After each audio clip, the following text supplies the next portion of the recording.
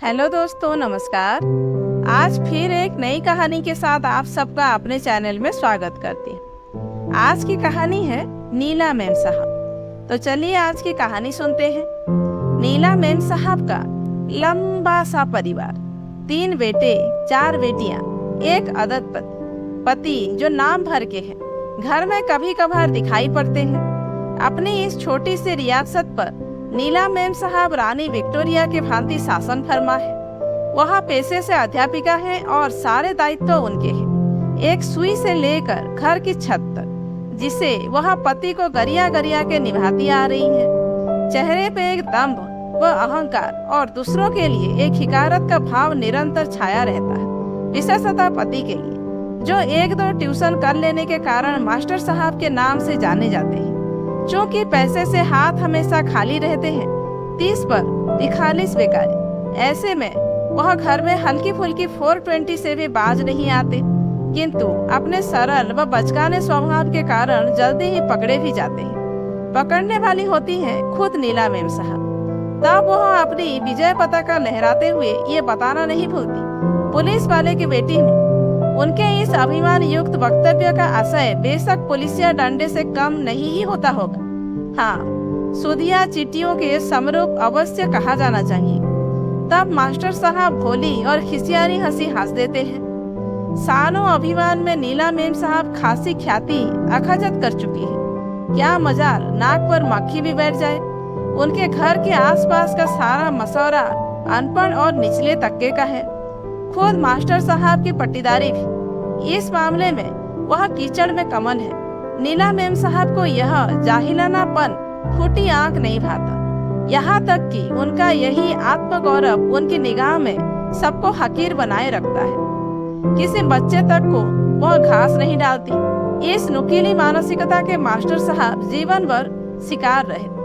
नीला ma'am साहब का बड़बोलापन तब ढहने लगा जब शुरू में ही नासुर मानी जाने वाली 4 लड़कियों का ताबड़तोड़ जन्म हुआ। चौथी लड़की में वे बेतरह रोई। अलबत्ता जितनी बार उनके यहाँ लड़की पैदा हुई, पड़ोसी उतनी ही बार मन ही मन झूमे। कुछ बुजुर्ग औरतें ढांढस बंधाने भी आई, लेकिन वास्तव में वह नीला मेम साहब के मातमों की पराकाष्ठा महसूस करने आती थी और अपनी उम्मीदों को बर आती देख वे मन ही मन पुलकित लौट जाती। बेटियों की कतार से मास्टर साहब भी खुश न थे। उन्हें ये बेटियां अपनी खस्ता हाली पे उल्टा थप्पड़ मालूम होती। जब दुनिया उनकी समझ में न आती, नौकरी के लिए कहाँ कहाँ न हाथ पांव मारा, पर नहीं, मास्टर साहब तो निरीह जीव थे ही। 30 पर उनके परिजन भी उनके घर के आसपास फटकने नहीं पाते। आखिर नीला मेम साहब अपने दमखम पे घर जो चलाती थी। यहाँ तक कि मास्टर साहब की कैंसर पीड़िता माँ जब कुछ दिन के लिए बेटे के पास चली आई, तो नीला मेम साहब को नितांत नागवार गुजरा। वह हर समय नाक मुंह में कपड़ा ठोसे रहती, त्योरियां चढ़ी रहती। अब तूफान आए कि तब सारी रात पति पत्नी में किचकिच। संभवतः इसी वितृष्णा से लोहित माँ किसी रोज सबकी अनुपस्थिति में घर छोड़कर किसी पट्टीदार के यहाँ आश्रय लेने चली गई। फिर वहीं रहते आखिरी सांस ली। नीला मेम साहब के सिर से पहाड़ टला। अलबत्ता मास्टर साहब एक बार फिर अवसाद में चले गए। कुंठाओं ने निचोड़ डाला। हालांकि कुछ ही महीने बाद मेम साहब के टीबी ग्रस्त भाई साहब आटक यहाँ रहते महीनों उनका इलाज चला। उन्हें देख देख मास्टर साहब को अपनी कैंसर में फूलती माँ याद आते ही कलेजे पे छुरी चल जाती, किंतु उनके खाली हाथ मजबूर थे। और वह भी बस जैसे बहुएं दहेज में सोना चांदी लेकर आती हैं, नीला मेम साहब अपने साथ कुबड़ी दाई सरीखी एक बहन लेकर आई, जो अब एक तरह से घर की सर्वे सर्वा थी। मेम साहब की अनुपस्थिति में वह मास्टर साहब पर नजर रख। वह क्या खाते हैं, कितना खाते हैं, कहाँ जाते हैं, घर में उनका कोई परिजन तो नहीं आया तो क्या कुछ उसे दिया लिया गया, खिलाया पिलाया गया। सारी सूचनाएं उनकी बंजर खोपड़ी में संग्रहित हो जाती और शाम को मेम साहब के आते ही खाली हो जाती। जबकि नीला मेम साहब फर कर गोला बारूद। ये बहन थी गुजराना भी। हाँ, तो तब तक मास्टर साहब घर न आते, वह फुफकारती रहती और जैसे ही शिकार सामने आता मेम साहब फट पड़ती। सारी रात जमकर बवाल करती। जब मास्टर साहब और मेम साहब पे मोर्चेबंदी हो रही होती तो गुजराना भी चद्दर ढापे पड़ी मजे लेती रहती, चैन की नींद सोती। शायद इसका कारण उनका अविवाहित होना था कि उन्हें यह बिल्कुल बर्दाश्त न होता कि कोई दंपत्ति सुखी रहे, प्यार से रहे, मिलकर बैठे। खुदा न खास्ता ऐसा कभी भी हो जाता तो उस दिन उनकी बेचैनी और तनाव का पारावार नहीं होता। जब तक कोई आग नहीं लगा देती चैन से नहीं बैठती। अलबत्ता जब मास्टर साहब को मेम साहब लगातार मात पर मात दे रही होती या उठापटक शुरू होती तो छोटे बच्चे सोते से उठकर घुरघुटियां लगाए बैठ जाते और माँ पिता के चेहरे टुकुर टुकुर ताकते रहते। बड़े बच्चे पढ़ रहे होते तो काफी किताब झर झर समेटते और पैर पटकते बिस्तर पर जाकर गुड़मिड़िया जाते। मन ही मन कहते जाते, नर्क ऐसा ही होता होगा, नर्क ऐसा ही होता होगा। सोचते सोचते वे सपनों के प्रवाह में बह जाते, मगर सपनों की मरुभूमि पर भी उन्हें सांप लौटते नजर आते, रेगिस्तानी झंडियां नजर आती। कभी कभी तो चौंक कर बैठ जाते। एक बेटे की प्रतीक्षा में बेटियों का ढेर लगा लिया गया। इस कारण भी इन दंपत्ति के चेहरों पर शाम की छाया लहराती रहती। जब वे बेटियों के कद निकलने शुरू हुए, मास्टर साहब और मेम साहब में एक कुंठित सहम भरती चली गई। वे भीतर भीतर एक अवसाद में चलते रहते। नीला मेम साहब को तो पंख लगे रहते और मास्टर साहब थोड़ा बहुत भाग्य को कोसकर जी हल्का कर लेते, मगर इन्हीं मिली जुली कुसंवेदनाओं का परिष्कृत रूप होता इन दंपतियों का अवसादित मल्लयुद्ध। ऐसे वातावरण के दुष्प्रभाव से बेटियां भी अछूती नहीं रही। वे अपनी अपेक्षाएं और तिरस्कार सहती निरंतर भीतर ही भीतर चटकती चली गई। बीच वाली लड़की कुछ ज्यादा ही संवेदनशील थी, यानी दूसरे नंबर वाली लड़की। उसने इन झमेलों से थोड़ा ऊपर उठकर अपने आसपास एक घेरा बना लिया और एकांत रचने लगी। एकांत या सन्नाटे यूं भी सदैव क्रिएटिव हुआ करते हैं, ठीक वैसे ही जैसे उदासियां खूबसूरत हुआ करती हैं। उसने कैनवास और कुची सामान दी। अब कैनवास पर संसार के सारे रंग उसे दिखाई पड़ते और उन रंगों में उसके अंतर का सुख, सारी वैश्विक उथल पुथल उसके भीतर और वह स्वयं सृष्टिमय, मानो संसार बुनते बुनते खुदा हो गई हो। वह भाव भी और से रंगों में खेला करती। अलबत्ता पहले नंबर वाली लड़की कुछ तनाव, कुछ बिखराव में रहती। वह सोच सोच कर परेशान रहती कि आखिर ये क्या हो रहा है, कहाँ फॉल्ट है और आउटपुट क्या है। जब माँ को डैडी इतने नापसंद है तो ब्याह क्यों किया उसने? तब भी तो वह बेकार बेरोजगार रहे होंगे। एक वजह समझ में आती, मास्टर साहब यानी डैडी का फूल पत्तों से लगभग शानदार व्यक्तित्व, नैन नक्श तो बिल्कुल बॉलीवुड के नायकों सरीखे, रंग ढंग भी वैसे ही। लड़कियां देखते ही हाथ मुंह फोड़ लेती थी। मेम साहब भी इन्हीं गुम्मों कुमकुमों के जाल में फंस गई और अपने फंसने की सजा वह मास्टर साहब को मानसिक रूप से प्रताड़ित करके दिया करती। हालांकि मास्टर साहब बिल्कुल सामाजिक व्यक्ति थे, बेहद हंसमुख, मिलनसार, सीधे सरल स्वभाव के और उतने ही सहनशील, धैर्यवान और विवेकी। कभी किसी ने उन्हें उदास नहीं देखा, यहाँ तक कि कभी अस्वस्थ भी नहीं देखा।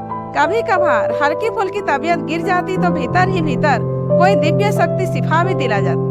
संभवतः यह उनकी दृढ़ इच्छा शक्ति का कमाल था। सहन शक्ति की भी कोई कमी नहीं थी, वरना 30-30 साल तक कोई ऐसे धीरज से बैठा मुस्कुराता रहे, हिम्मत का काम है। 4 बेटियों पर जब 5वां बेटा जन्मा तो घर में चिराग जल गए।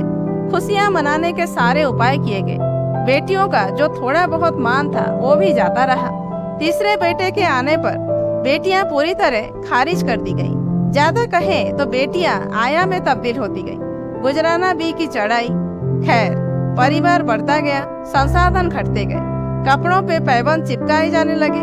भूखी आंतों को कुछ भी चुटर पुटर खाकर बहला लिया जाता। ऐसे बदहवास वक्त में मास्टर साहब भी दहल जाते।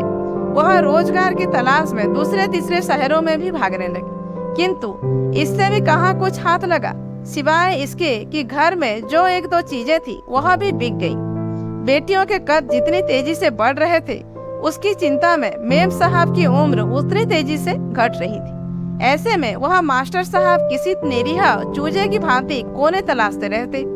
कभी गलती से वह सामने पड़ भी जाते तो उन्हें मेम साहब लताड़ डालती, मास्टर साहब पर खींचती, खौलती और झपटती रहती।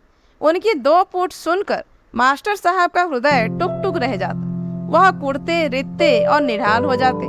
मेम साहब को यह अक्ल कभी ना आई कि हारे हुए व्यक्ति को क्रूर यातनाएं या मानसिक प्रताड़नाओं की नहीं, बल्कि नर्म सहानुभूतियों और नम्र संवेदनाओं की आवश्यकता होती है। नतीजा, मास्टर साहब घर से विलुप्त होते चले गए।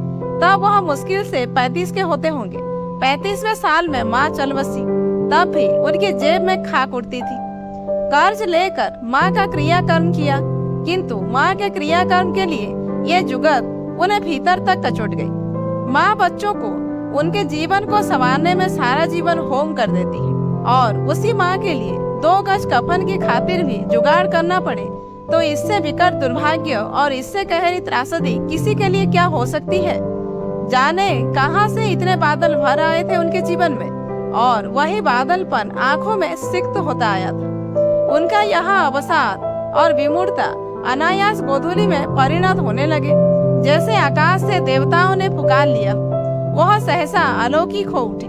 मृत्यु का पास पैसे भी कहीं न कहीं अध्यात्म का टच देता है। वह भी धीरे धीरे किसी अलौकिकता को महसूस करते हुए अध्यात्म में उतरते चले गए। यह क्षणभंगुर संसार उन्हें नृशंस नजर आने लगा। अदृश्य शक्ति में विलीन हो जाने में उन्हें सच्चे सुख की सी तृप्ति होने लगी। दैवीय आलोक उनकी आत्मा में भर गया और वह इस दिव्य प्रकाश में आलोक हो गए। धीरे धीरे उनके पास आसपास भीड़ बढ़ने लगी। भीड़ इतनी बढ़ी कि वह खुदा हो गए। भक्तों की कोई गिनती नहीं होती थी। उन्हें अलौकिक दुनिया का ज्ञान प्राप्त हो रहा था और वह इसे दुनिया भर में बांट रहे थे। भीतर एक अदृश्य शक्ति का संचार होता रहता। कोई दिव्य शक्ति बल्कि दिव्य दृष्टि उन्हें प्राप्त हो रही थी। पूरे के पूरे संत महात्मा, वाणी में ऐसा चमत्कार कि मुर्दा भी जी उठे। स्पर्श में वो जादू कि आदमी ढुलकता हुआ आए और उछलता हुआ जाए। उनके पास हर वक्त मजवा लगा रहता। अपेक्षाकृत वह खूब बोलते, क्योंकि उन्हें पता था कि आज का आदमी भूख और कर्ज से पीड़ित है ही। उसमें कहीं अधिक यहाँ उपेक्षाओं, तिरस्कारों, नफरतों और विवशताओं से पीड़ित है, जिससे वह कुंठा, हीनता और आत्मिक गलन का शिकार होता गया है। देह कैसी भी हो, आत्मा छटपटाती है। उसे प्रेम, सहानुभूति, दृढ़ इच्छा शक्ति और आत्मविश्वास की आवश्यकता है, जिसका उसे नितांत अभाव है, और वह संबंधों की मरुभूमि पर भटक रहा है। ऐसे लोगों के लिए मास्टर साहब की बातें संजीवनी होती, ब्रह्म सुक्ति होती। किंतु इस मोह माया मायावी संसार, अपनत्व और सारे भौतिक उपादानों से ऊपर उठकर तटस्थ रह पाने के लिए स्वयं को इंद्रियाग्नि में जला तपा कर कुंदन करना पड़ता है। मास्टर साहब यही चूक गए। आम जन की मसीहाई करते करते वह अपनी ही किसी भक्तिन के बाहुपास में बंधते चले गए, और ऐसे बंधेगी बस। इसका एक कारण यह भी था कि लोगों ने उन्हें उठाकर उस जगह पर बैठा दिया था जहाँ से प्रेम, अपनत्व, संवेदनाएं सब मिथ्या लगनी चाहिए थी। किंतु उनकी चिरप्यासी आत्मा स्वयं को इस कदर परिष्कृत ना कर सकी। मन में अनंत काल से बसी नर्म सान्निध्य की लालसा यहाँ समर्पण कर बैठी। भक्तों को अपने खुदा से ऐसी आशा नहीं थी। वे निराश होकर लौट गए। उन्हें शिकायत थी कि उनके देवता ने उनका दिल तोड़ा। वे तो सोचते थे खुदा के भीतर दिल ही नहीं रहता। ना संवेदनाएं, ना इच्छाएं, ना ख्वाहिश, ना प्यास, ना दर्द का एहसास, ना सुख की अनुभूति। अगर ये सब भावनाएं, अनुभूतियां हो ही तो वो खुदा ही कैसा। इंसान जब जमीन पर है तब तक ही ठीक ठाक। भूमि से थोड़ा उठते ही वह आकाश हो जाता है, लेकिन तब ये आकाशीय उत्कर्ष धराशायी हो जाता जब वह थोड़ा सा अपना मन रख और बादलों को छूकर उनका ठंडापन महसूस कर पाने की यहाँ भीतर समोह लेने की ख्वाहिश कर बैठे। उसकी इस अवस्था को जमीन कभी मान्यता नहीं देती। तब उसकी स्थित मात्रा एक घिसे पीटे सिक्के की सी रह जाती है, जिस पर खोटे होने की चिट तस्सा कर दी जाती, जो अहम होकर भी महत्वहीन हो जाता है हमेशा के लिए। अलबत्ता नीला मेम साहब दोनों हाथ फैलाए आज भी आसमान ताकती है। हैरत है, उन्हें पता ही ना चला कब उस पंछी पर उनकी पकड़ ढीली पड़ गई और आकाश लील गया। दोस्तों, ये थी आज की कहानी। कहानी कैसी लगी कमेंट करके जरूर बताइए। अच्छी लगी हो तो एक लाइक कीजिए, जानने वालों को शेयर कीजिए और आप ऐसे ही वीडियोज देखने के लिए मेरे चैनल को सब्सक्राइब जरूर कीजिए।